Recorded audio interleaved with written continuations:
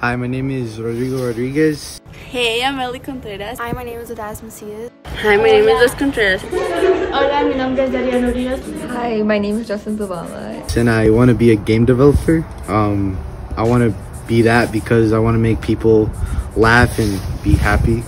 And I want to be a pediatrician doctor. I would love to be able to help children and help their families with their problems. And I want to go into the medical field as a neurosurgeon because the way the brain works has always fascinated me. And I want to be a psychologist when I grow up because I like to hear the problems that other people have and I would love to help them. Sé que cuando sea grande quiero ser enfermera para los niños porque quiero ayudar a los más pequeños. And when I'm older, I want to be an architect. I've always wanted to be an architect because I like the development of houses and how they end up looking.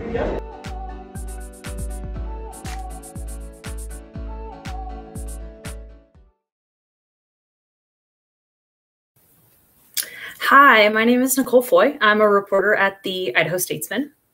My name's Sammy Edge. I'm a reporter with Idaho Education News. And for more than a year, Sammy and I have been traveling the state to meet with Latino families and writing about the state of education for Idaho's Latino students. Latino youth make up nearly 20% of Idaho's student population, more than 50,000 students, and they're critically important to the state's educational and economic success. So we wanted to know why Idaho has not yet succeeded in helping Latino students achieve the same academic gains as their white peers. Thanks to fellowship funding from the Education Writers Association and the American Press Institute, we've written about challenges like how Latino students are underrepresented in advanced courses and unlikely to have teachers, counselors, or administrators who look like them. And as we spoke to students and parents from Wilder to Haley to American Falls about their experiences, we felt a common reporter regret. There's too many wonderful people and too many stories to fit into each article. And there are too many pressing issues facing the state's Latino students to write about them all, even with 2 people on the job. And we really wanted our readers and our state leaders making the decisions that will impact these students' futures to meet these students, to hear about their lives, their ambitions, and their struggles. But it didn't matter how well we wrote the story. We couldn't always capture the eloquence, the passion, and the determination with which these students told their own stories. We're privileged to have connected with so many brilliant youth during our first year of reporting, and we wanted to invite you, Governor Little, to hear from them. We also wanted to open space for students to bring questions and concerns to one of the state leaders making decisions that affect your future. We have 4 students participating today, all of whom grew up attending Idaho schools in rural and urban areas. Governor Little, each student will introduce themselves. They'll tell you about their experiences and address you with their questions. This is an open dialogue and you're welcome to chat with the students. And students, you can ask the governor follow-up questions as appropriate.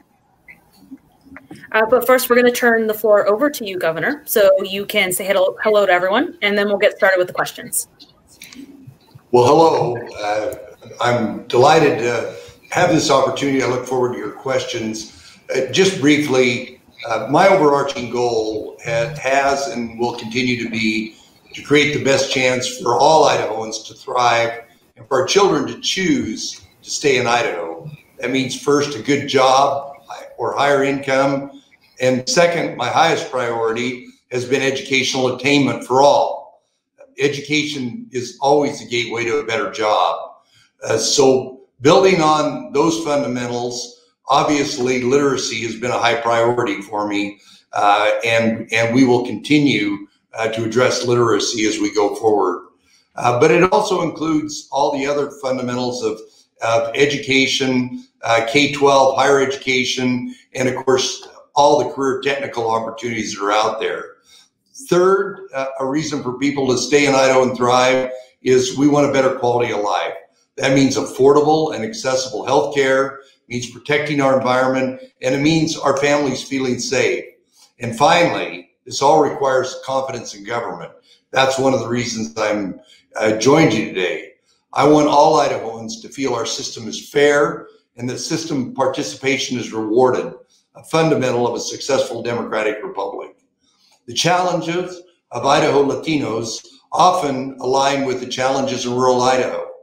Access to quality education and the retention and recruitment of great teachers, access to affordable quality health care, and of course, in this day and age, access to broadband. I've seen some great examples firsthand, like the Jerome School District, where their dual immersion program has been something we need to duplicate in other school districts. My priorities next year will address those, and specifically job one will be how do we address the literacy gap that we always have, but has been exacerbated by the pandemic. Now let's see where your questions will lead us. Thank you so much, Governor, for making time to listen to these students. And thank you, students, for sharing your voices with us and with the governor. So we're going to move on to our first question now.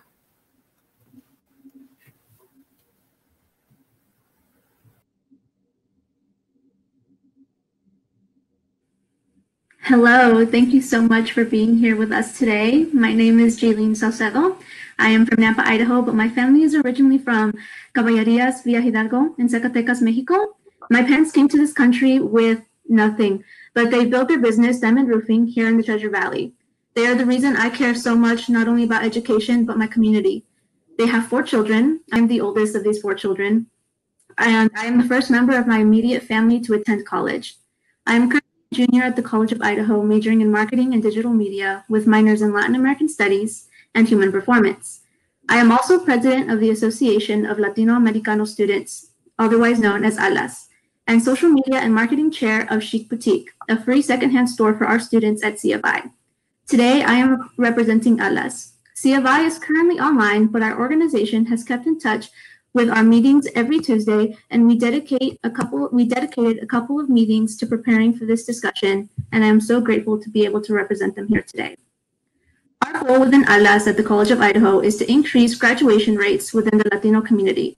We want to provide students with resources and opportunities to succeed in college, but they first have to succeed in the Idaho public education system. We understand that a significant amount of money, more than $99 million, went to Idaho schools for COVID relief, but we are still hearing stories from Latino families about how much they are struggling. One of our members, Karina Yanes, has siblings here in the Caldwell School District who are learning with the online program. They get 1 hour with their teachers a day, and then they are left to try and do their work on top of learning how to use these apps. One of her siblings is a kindergartner, which makes it especially difficult. My own brothers moved to the West Ada School District just as COVID hit. They opted into the online schooling program, but it is very inconsistent. Class times change, there's little one-on-one assistance, and just overall no structure. And these are just our personal experiences. We know that there are more students across the state facing these same issues. It is especially difficult for Latino students because we often have parents who, as intelligent as they are, may not be formally educated or even speak English fluently, so they can't always help their children at home. It is inevitable that students will fall behind. So how do you plan to handle the education budget moving forward to help our Latino students catch up after the pandemic, especially upperclassmen preparing to enter college? Well, you wrapped your arms around the problem, and that problem has always existed, but the pandemic's just made it a lot worse. Remote delivery of particularly education at the early years, kindergarten through 4th, 5th grade, you really need a very qualified professional in the classroom. Technology will help and will assist, and of course we're making incredible advancements in technology, but also technology access by what we've done for the schools and for the communities. But we got a long way to go. I am certain, and the testing data reflects this, we're going to be behind when we come out of this pandemic. And that's why I said that my #1 priority, I stated it to the taxpayers group today, is going to be what do we do to address that gap? A device, better connectivity doesn't do it, whether it's going to be summer school, summer reading programs, more help in the classrooms. Education in Idaho, by law, is a responsibility of the local school district. Caldwell was one of the first districts to really put in a comprehensive pre-K program, and it's been an example to the rest of the state. I have put more and more money into We've tripled or quadrupled the amount of money to go into early childhood learning, and we're going to have to even do more going forward. I look forward to working with the legislature, school districts, and state board to address that. But I fully understand the problem. We're going to get better at online delivery because we've been drinking from this pandemic fire hose. But I got to help those students that have been hurt by this with whatever we can do going forward to help them get caught up. But I earnestly understand the problem, and believe me, we're going to talk about it a lot in this next session of the legislature. Thank you so much, Governor. We really appreciate that you have this issue in mind.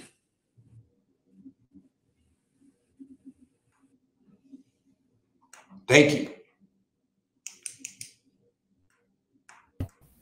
Hello, Governor. Hello. I'm Natalie Swaste, and I was raised in Jerome, Idaho to Mexican immigrant parents. I have lived my entire life in Jerome, where I realized the struggles the Latinx community faced. I have recently graduated from Jerome High School. During these 4 years at JHS, I noticed issues like students being perceived as academically inferior and lacking academic guidance. I felt like there was a constant lack of support for Latinx students. I'm currently a first-year student and camp scholar at the University of Idaho. I am majoring in psychology with a minor in pre-health and an emphasis in pre-med studies. I plan to attend medical school in the future with the intention to become a family doctor. My ultimate goal is to establish affordable clinics that are accessible to minorities and lower-income families. Growing up as a Latina in the education system in this country has been one of the most difficult things to do. I was not born with privileged parents who could guide me. Throughout my 12 years in school, I felt like Latino students didn't matter to school district officials. With a population of over 50% Latinx students in the Jerome School District, district leaders fail to mirror the demographics of the community. This is clearly seen in the state data, which shows that last year, none of the school district administrators identified as Latinx. Only 6% of the teachers are Latinx. I never received the same academic guidance or acknowledgement as my non-Latinx peers. In 8th grade, I had an English teacher who taught literature to English language learner students. Jerome has one of the best speech programs in the state. In order to recruit students, members of the team would present to incoming freshmen.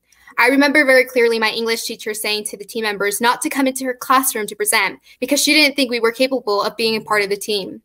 I joined the team anyway, and 3 years later, at the state tournament, I won 2nd place in my division and won the 19th state title with my team. Throughout high school, I've always had to fight to receive the same guidance as my non-Latinx peers were receiving. When I was young, I tested out of my original math class that I was put in. Although I was never switched out of the class, nor was this acknowledged by my following math teachers. This continues to affect my education tremendously as I fall a year behind in math. There has always been an outreach for different sorts of helps towards Latinx students, but somehow there's never enough resources. During my high school career, I was involved in Latinos en Acción. This program focuses on bridging the graduation gap of Latinx students. Data has shown that because of this program, the graduation rate of Latinx students in Jerome has increased, as well as the number of students who further their education. As the Latinx population has grown in Jerome, there has been an overwhelming demand for more spots to open. Administration and board members only authorized 2 sections, a total of 56 students. The past few years, we have received over 100 applications, and we have no other choice than rejecting more than half of these students. As a result, Latinx students enter college without the academic resources their non-Latinx peers receive. Compared to many non-Latinx students, we have to continuously jump through hoops to achieve our educational goals. My experience showed me there is an educational division between Latinx students, white students, and school administrations. How can you help break down this division? Can you encourage more representation of Latinx community in the Latinx community through district administration, or help ensure Latino students have access to the same educational opportunities as other students? Well, thank you, Natalie. And despite all your challenges, you appear to be doing quite well right now. But I understand the hurdles you've had to get over. as I stated early on, when I was in Jerome at the grade school and saw the dual immersion program, there were other educators from around the state looking at that. You know, and I know that administration, that schools are local in nature, and the school board hires the superintendent, and the superintendent hires the principals and the teachers. That's the way that works. But that doesn't do us any good if I don't have enough Latino and Hispanic teachers that want to go teach. So we've got to work at this from both ends. I've got to help the students, first starting at the lower level, all the way up through them with resources. And we've got to create opportunities for Latinos to be in the classroom, not only in the classroom, and most administrators start in the classroom and then they work up into administration. But a lot of that is determined by the school board and who they hire for a superintendent. So that's why I talked about confidence in government. The people need to have confidence that whether they be in the governor's seat or whether they be on the school board, that they represent, that there's an open opportunity for people to participate, to select school board members, who select the superintendent, and all those other things. We've got a long way to go. You know, we put in programs like dual credit that are available. We're trying to put more money into scholarships that are available. I can't get it all done at once, but the one thing I have to do is I have to get all kids reading proficiently. And when I say that, I mean all kids reading proficiently by the end of the 3rd grade. And that goes back to that achievement gap that we were talking about earlier. But we'll continue to work on it. If there's barriers that I can kick down, I am more than willing to work on those barriers. But I know they exist there, but you've obviously jumped over a lot of those barriers. Congratulations. Thank you. Governor, you mentioned that you've incorporated dual credit immersion classes throughout the schools, and I certainly have been involved in them, but as a Latina, and I recall that many of my Latinx peers have to continuously jump through these hoops, and we have seen that there is an education division, and I want to know how you can resolve this educational division between us Latinx people and our non-Latinx peers. Well, I know of and there might be some conscious or unconscious decisions taking place, but dual credit, the state pays for all dual credit for all students. And whatever that barrier is, if it's in a local school district, that needs to be rectified. And it should be rectified by the community, the board, and the administration. But I know of no barriers for students to be able to qualify for dual credit classes in our system here, unless they're local. So when we have a local problem with our education system, do we go directly, and it's not being resolved, who do we step up next to? The way it works, and that's by law, is you elect the school board and they select the superintendent, and then they hire the rest of the staff. There are areas where that is not a problem, but I would, and I don't know what the makeup of the school board is in the Jerome district, but representation on the Jerome district and just community getting involved in those school board elections. Because if you have good boards, they hire good superintendents, they have the support of the community, a lot of great things happen. Thank you, Governor. Thank you, Natalie.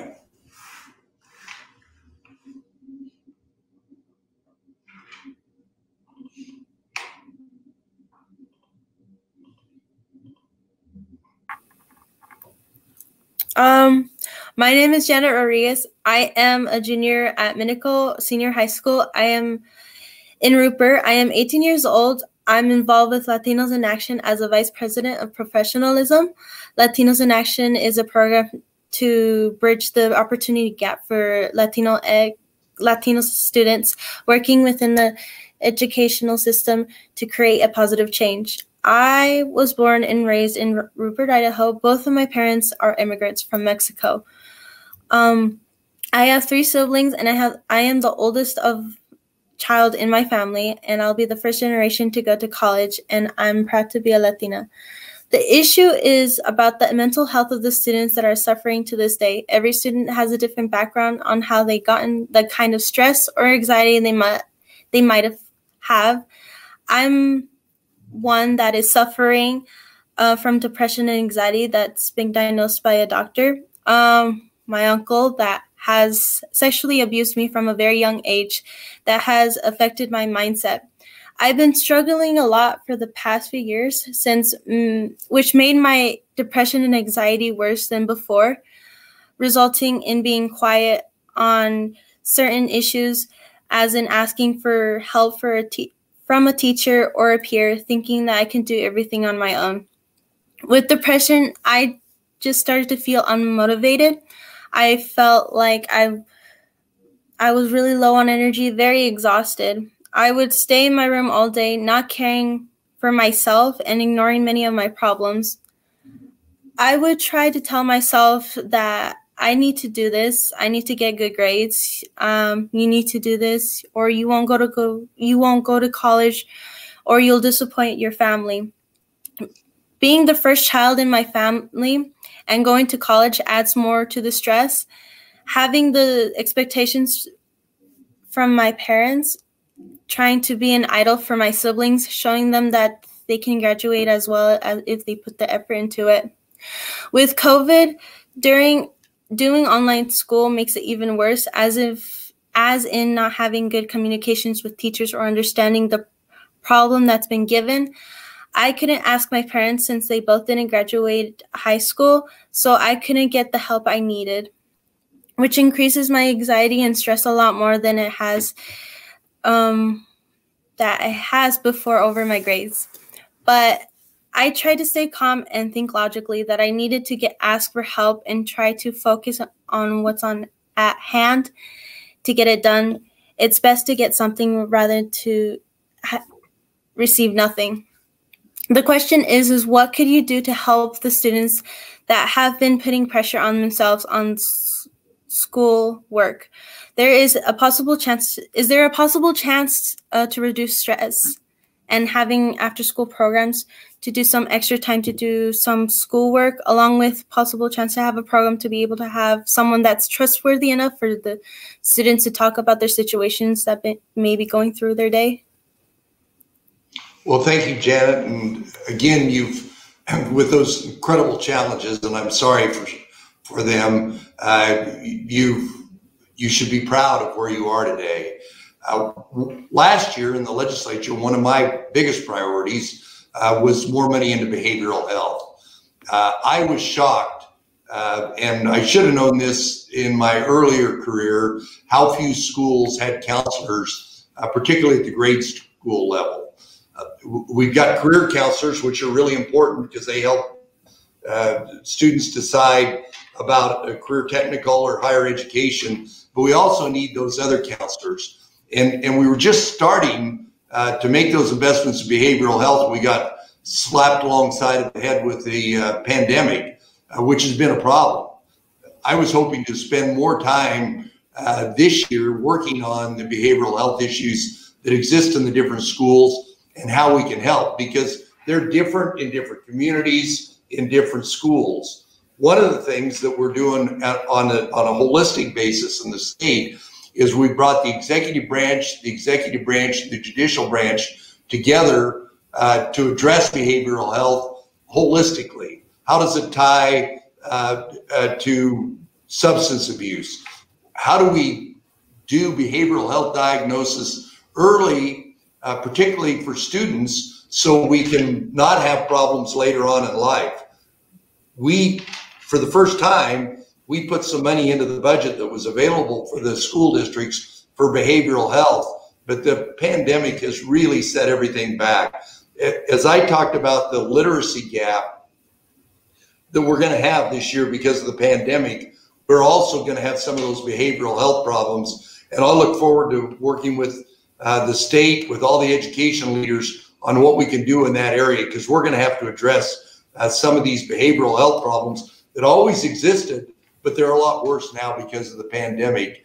And you point out a big problem, but I have pretty good confidence that the Behavioral Health Council, and of course, the reason it's got the judicial branch is because if everything fails, they end up in the judicial system.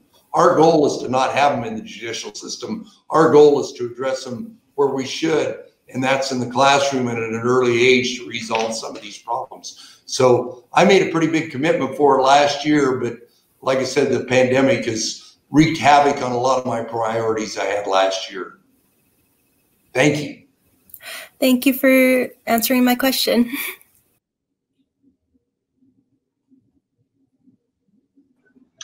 So Governor Little, up next, we have a two-part question for you. And as you know, we were hoping to have a middle schooler from the Jerome School District on with us. We had some timing issues today, so I'm going to stand in for him a little bit. His name is Raul Mora, and he goes to Jerome Middle School. He's 13 years old. He was born in Jerome and has 3 siblings, and he's on the football team. He's part of Latinos in Action, which you've heard the other students talk a little bit about. It's a class that empowers Latino students to succeed. And one of his favorite parts is that they tutor elementary school students. He got sick this year and he had to stay home from school, and he had a hard time keeping his grades up when he was home. So right now he's back at school and he's working on getting his grades up so that he can tutor those elementary school students again. His question is about students learning about Latin communities in school. He started to learn about Latin communities when he joined Latinos in Action, and he thinks it's important for other students to learn about Latinos because they don't always understand the Latino community, who Latino students are, and how much they help their communities. He feels like on TV, Latinos always look bad, and he thinks that learning about Latino communities would help other students understand Latino students better. So his question for you is what are your thoughts on all students taking Latin education and learning more of that in their curriculum? Well, Sammy and Raul, the question of curriculum, we have standards that we have for all the schools, and then the curriculum at the local level is determined by the school board. The common denominator in a lot of these questions is the local school board and what they deem as important. There's no shortage of people that come to this building during the legislative session that want to put more and more and more things into the curriculum, and a lot of them are of noble consequence.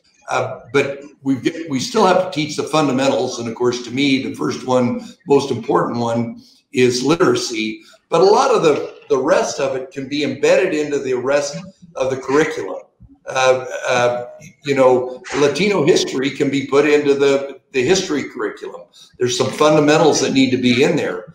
But we are still wrestling on a statewide basis with what we do as far as curriculum.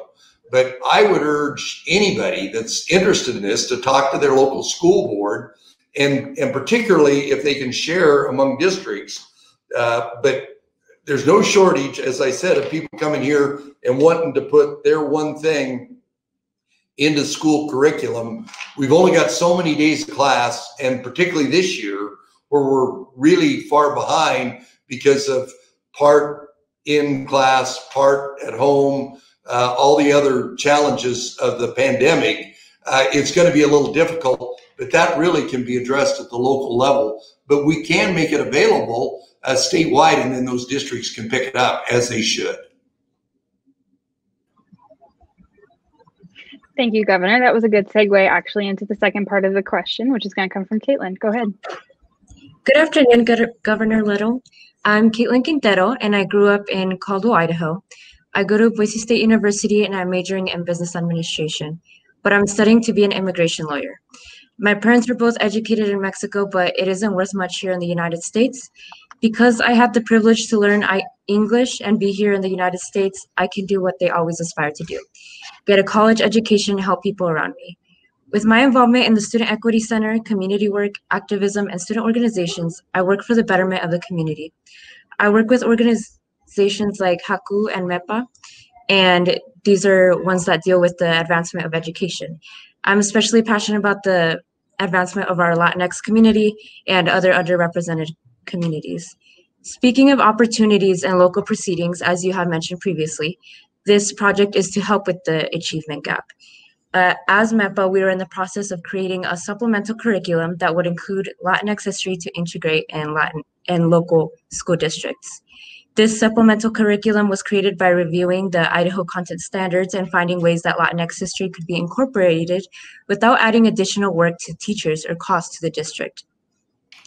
There are resources available like Teaching Tolerance that provide free lesson plans and resources that would not only meet the Idaho content standards, but integrate Latinx history as well.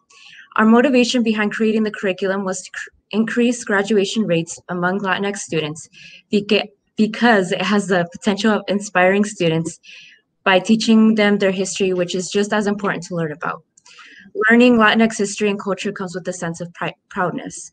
According to Eastern Washington University research, it showed that there was a significant increase in the rate of Latinx students going into college with the new Latinx curriculums.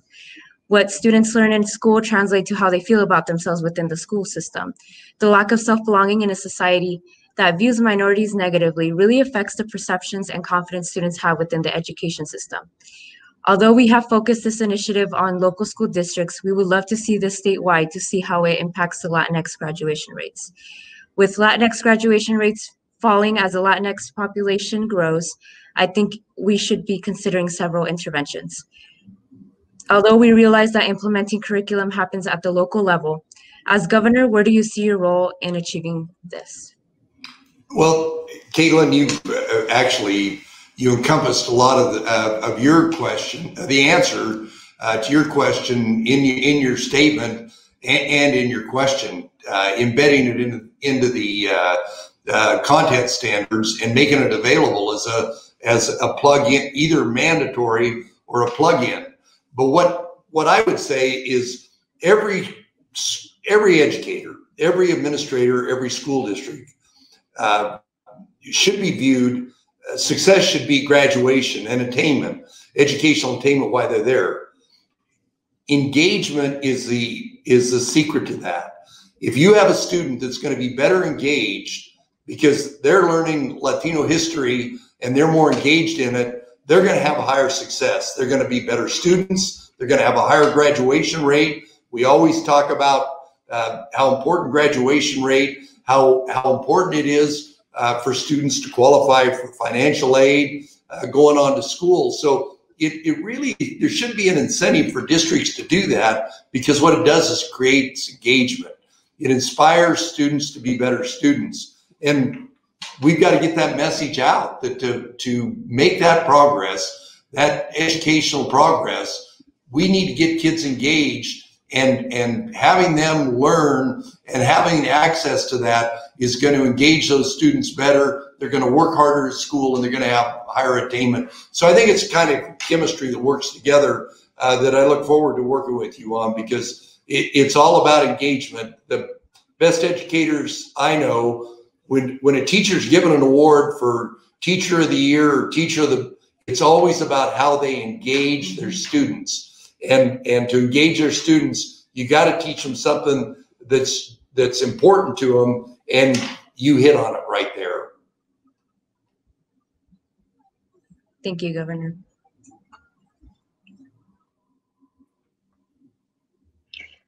Well, thank you so much, Governor Little, and students. This has been a fascinating discussion. I'm really enjoying it, and it looks like we've got a little bit more time. So we're going to turn to some questions that were submitted from students who didn't have a chance to participate in the call live today. The first one is from a graduate of Wood River High School in Haley, who is now attending the University of Southern California.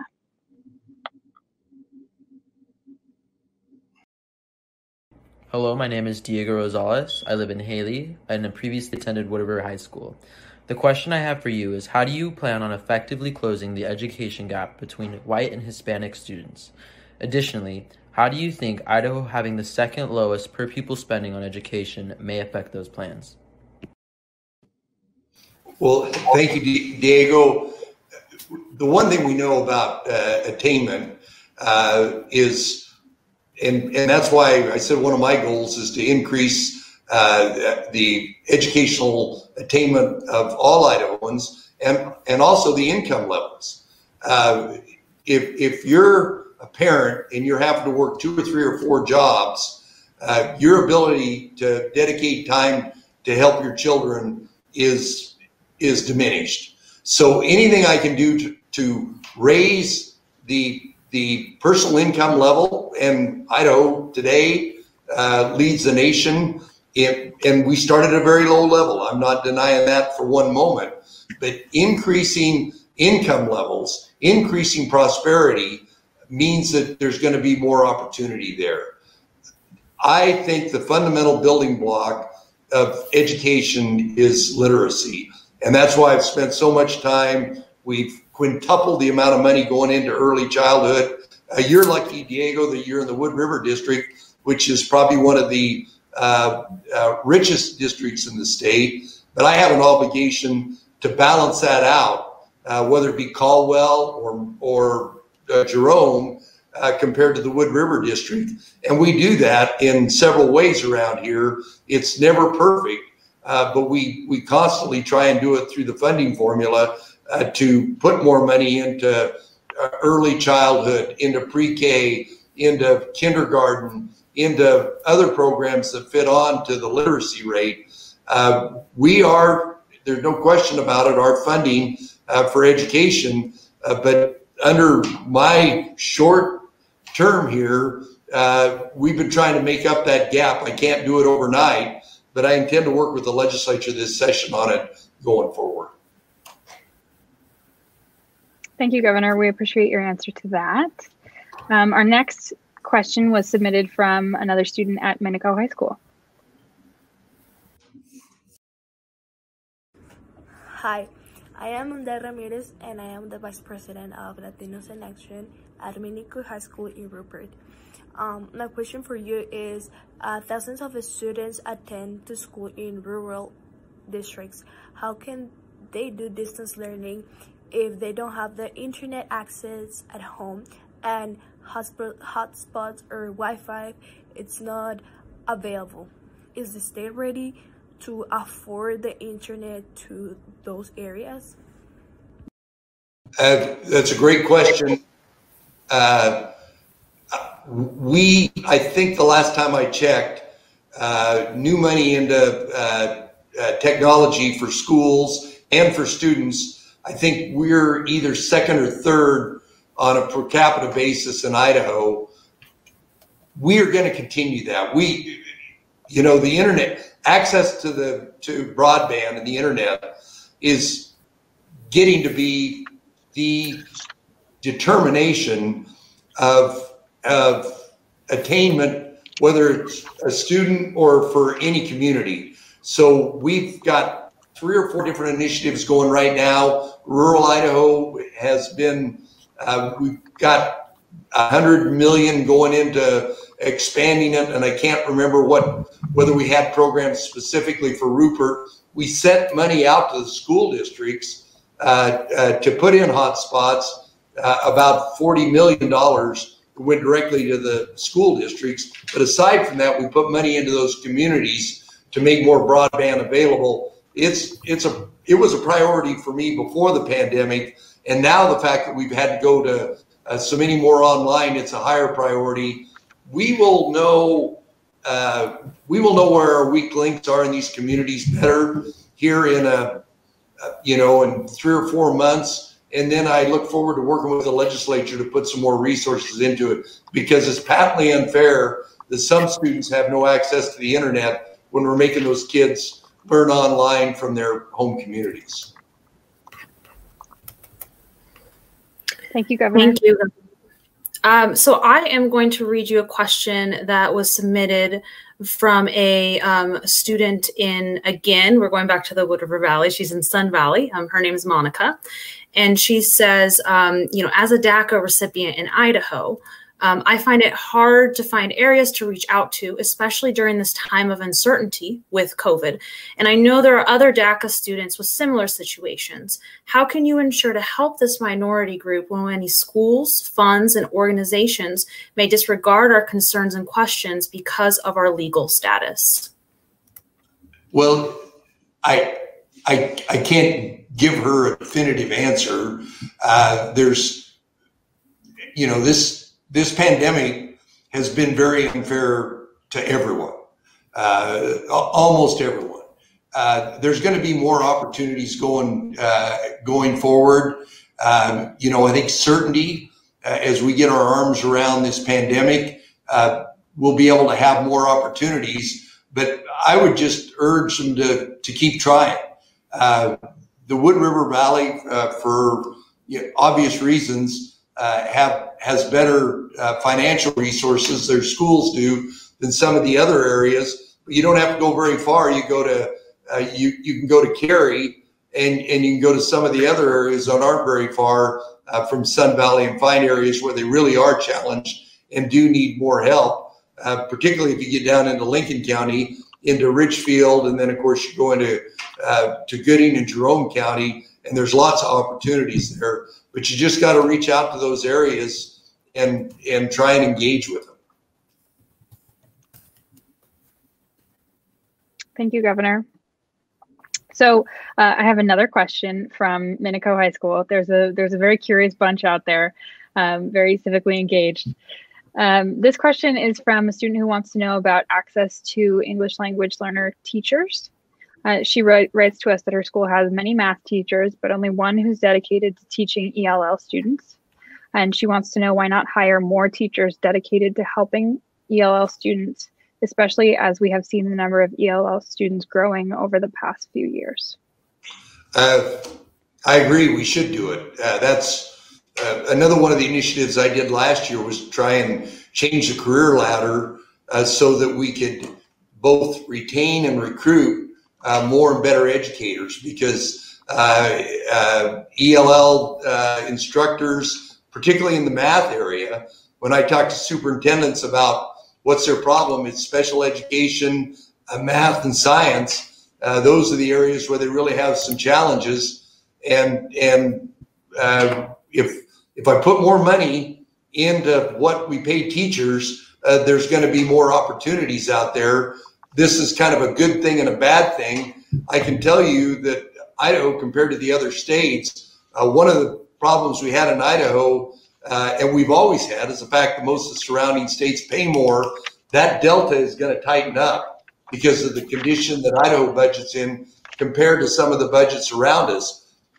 And I'm not regaling in the budget woes of my surrounding states. But if you're over in the far eastern part of the state, we were losing a lot of educators to Wyoming, and unfortunately, the Wyoming economy has just been hammered, and our ability to compete for those professionals is going to get better. But I've also got to grow them organically. I got to get the best students wanting to go into the education field, to go and get their education degree, and then to go on to serve in their home communities and address these really critical needs.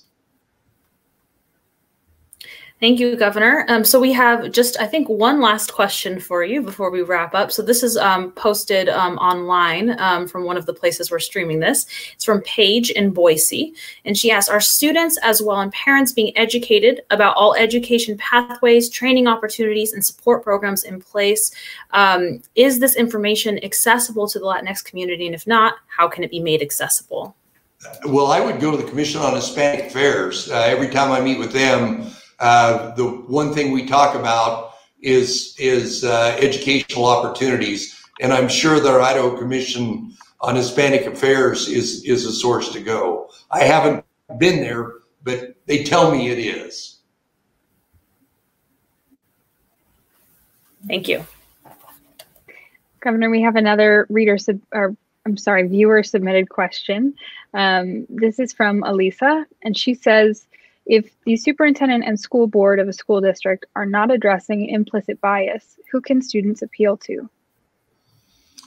Well, I mean, if it's discrimination, the Idaho Human Rights Commission. If it's discrimination based on race, ultimately that's where you want to go. But I would urge everybody to try and work through their local administration and school board before they get there. But there is a place to go if it's a violation of one's human rights.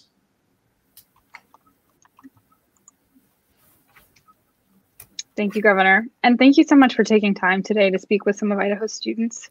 We're really grateful to you and to all of the students who took time out of their busy end of term schedules to participate in many calls with reporters leading up to this to make sure they were ready.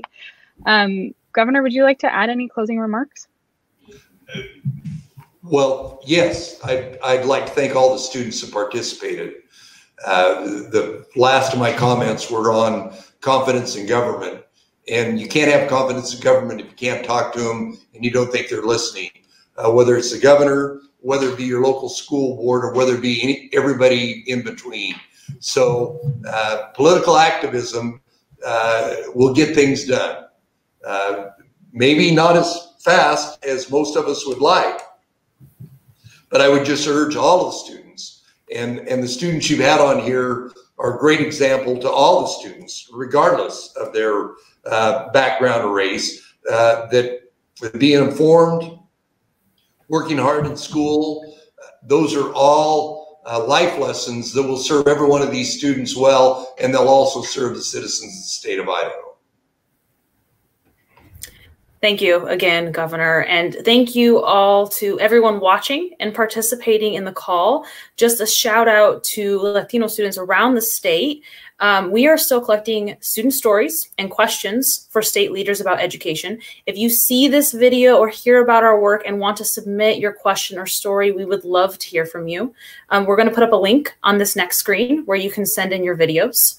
But again, thank you to everyone for a wonderful discussion. That's all for tonight, and we hope you all are having a happy, safe, and healthy holiday season.